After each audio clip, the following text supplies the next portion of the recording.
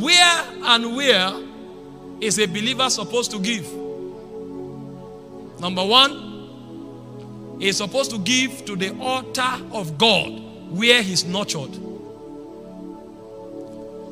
If God nurtures you from an altar, from a place, it's your spiritual responsibility to give to that altar.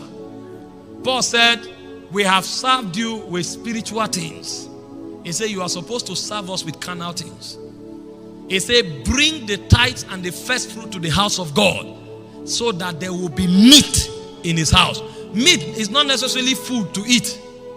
It means the things done in the house of God are done with the resources of the people of God.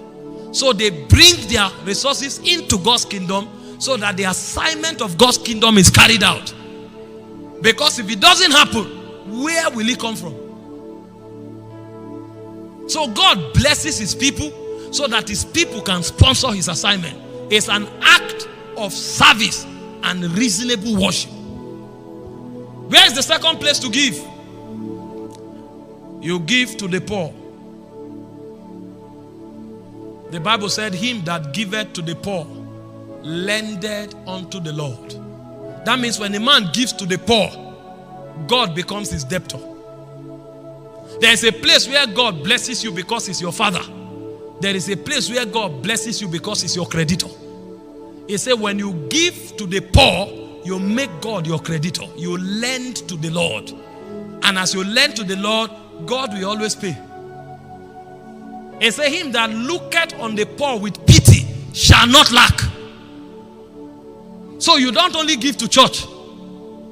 Most of the prosperity gospel now encourages people to only give to pastor and to church. It's not true. There is a blessing that comes from the altar, and there is another blessings that come because you gave to the poor. The reason is because the poor pray to God, and God will not jump from heaven to answer them. So when God uses you to answer their prayers, you become an answered prayer in your word. And so God is indebted to constantly increase you so you keep answering his prayers. What are the third category of people or places to give to? Orphans and widows.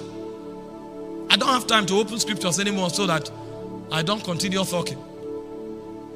It's our duty once and again to seek out orphans and widows and give to them. Because orphans and widows are the lost portion. Let no year pass that you didn't take out time at least once to visit the orphanage or to visit orphans and give something to them. God is the husband of the widow and the father of the orphan. And so when you pay or give to these people on behalf of God, you have taken God's responsibility. And the jealousy of God is invested for you to prosper. So you give to church or the house of God, you give to the poor, you give to orphans and widows, and finally, you give for goodwill and societal development.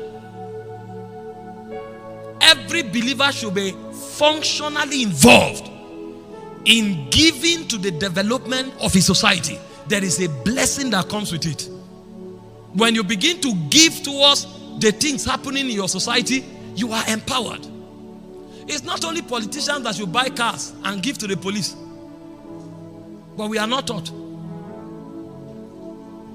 Sometimes you come and you give to civil society and support what they are doing. They may be corrupt, but that's your civil responsibility.